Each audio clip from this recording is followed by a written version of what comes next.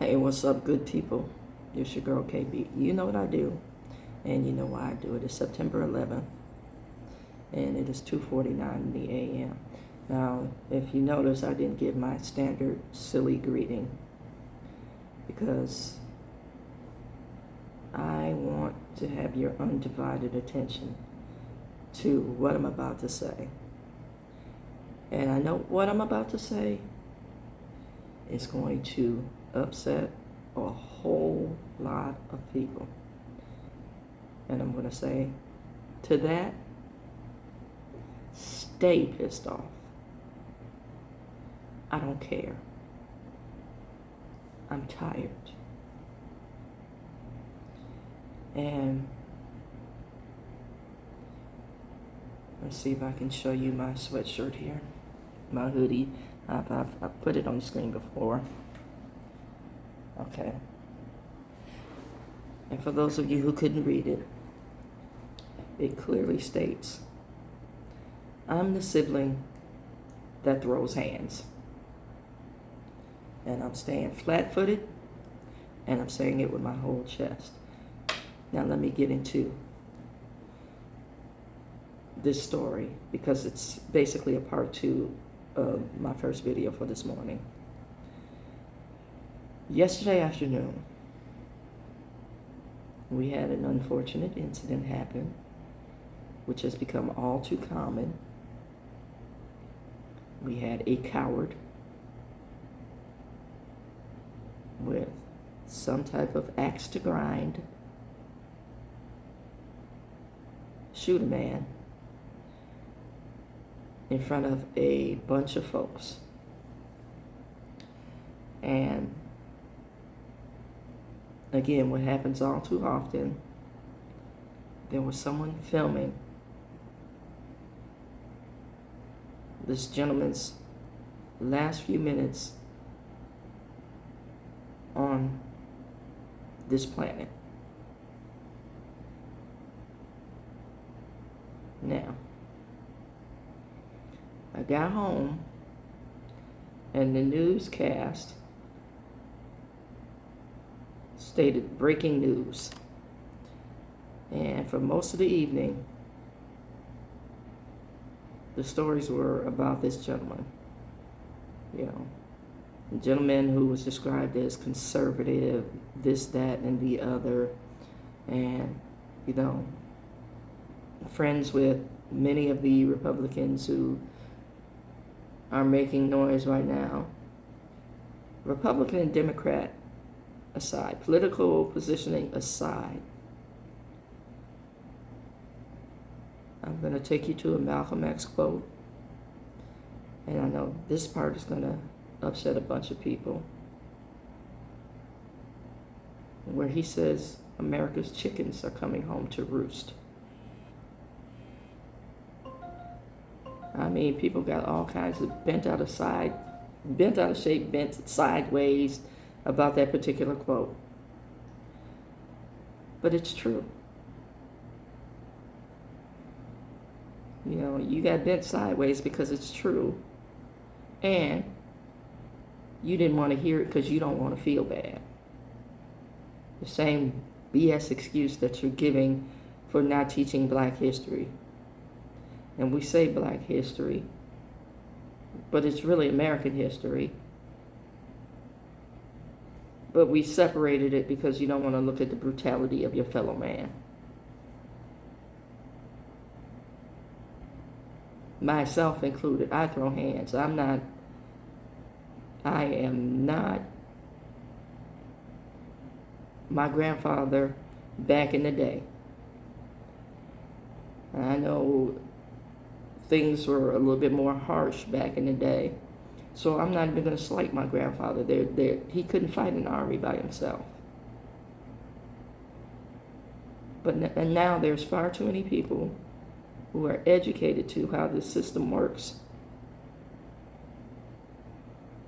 and who know and aren't brainwashed by the concept of we the people, because we the people never included me, the Black person, me, the Black woman, me, part of the LGBTQ community.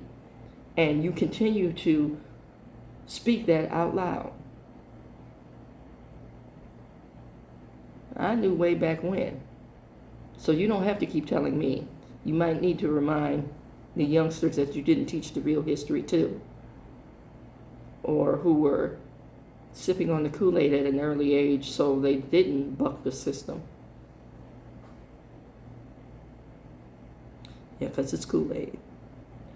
Now I'm going to teach you a phrase called wolf tickets. That's empty threats. That's what it means. Or, as my father would say,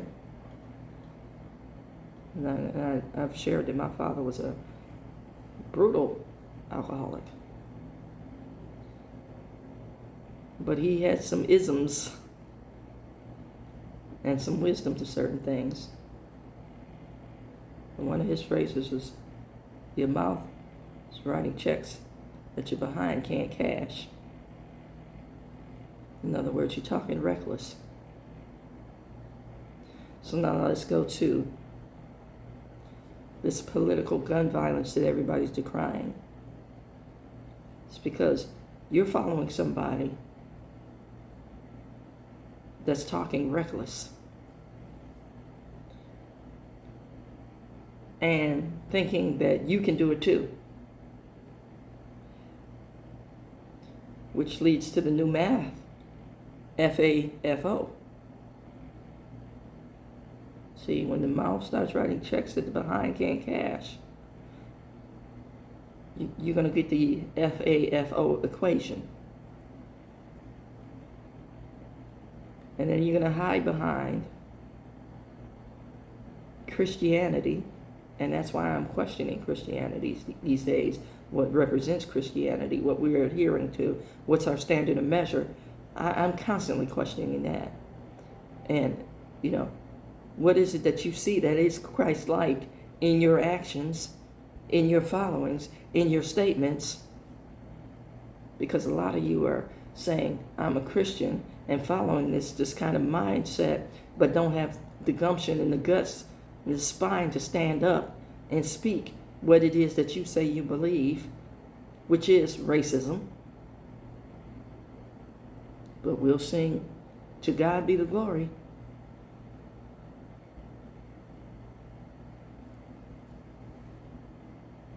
I'm tired.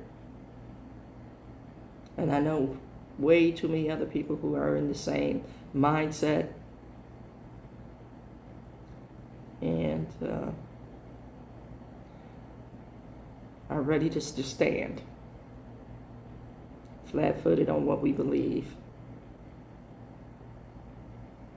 There's no backpedaling, no shift in focus. This is it.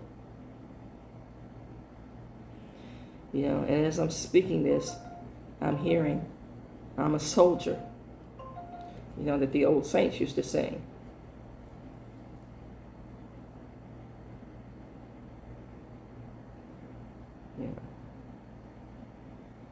And what's funny is,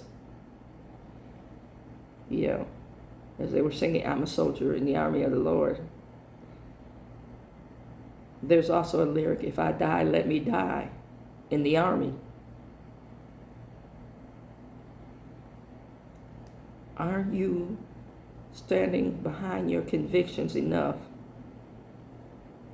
to let that be your next lyric? Because I'm tired of empty words. Now, again, I'm sorry that somebody lost their life yesterday. I really am. 31 is a baby to me. But let us not forget, and this is a quote from the man himself. He is quoted as saying, and there's video clips to attest to this, he said, I think it's worth it to have a cost of, unfortunately, some gun deaths every single year so that we can have the Second Amendment to protect our God-given rights.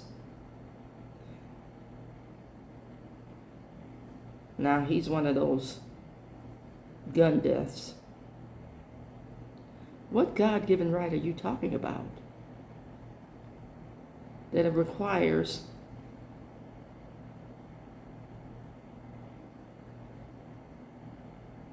this level of sacrifice? What right?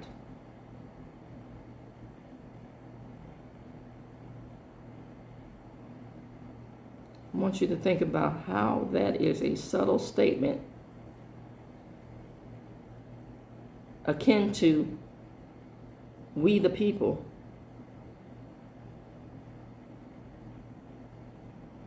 But conveniently leaves out certain factions of the people. And see, that's the delusional thinking. Some people think it's their God-given right to do certain things. No, baby, that's an entitlement. And that's a delusional thought that is opposed to Christianity.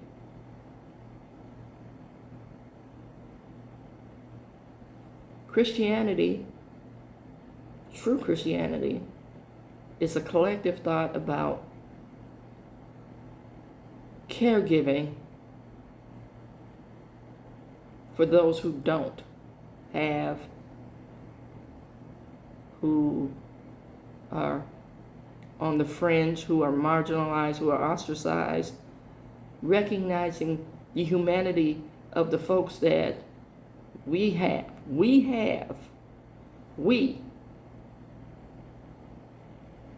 pushed to their limits based on what we believe, or the collective social thought. I think that's a better description of what I'm talking about. The folks that we have marginalized based on our isms. Christianity is about bringing them back into the fold and recognizing their humanity. And we ain't nowhere near that. I also need to say this now, while we're talking about this one gentleman, and we go beyond thoughts and prayers, the world stops, we focus our news on this. In Colorado, there were some babies terrorized by another gunman, another child in the school who is picked up on a social ill, who has been marginalized. See, until we address the sickness that we possess and that we've poisoned this country with, until we deal with the chickens, we're going to keep having this problem. So, my call, my banner is to the church. Because that's what we say we believe, right? It's time to come together to have that difficult conversation and to have services of restoration and reconciliation and healing. And not we have it as individuals, in segregated sections like we have our worship services, but together as a collective. First, let's have the conversation, then let's have the prayer.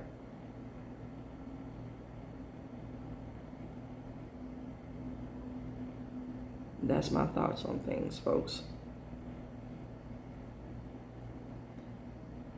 And we need to look at how we're calling good evil and evil good.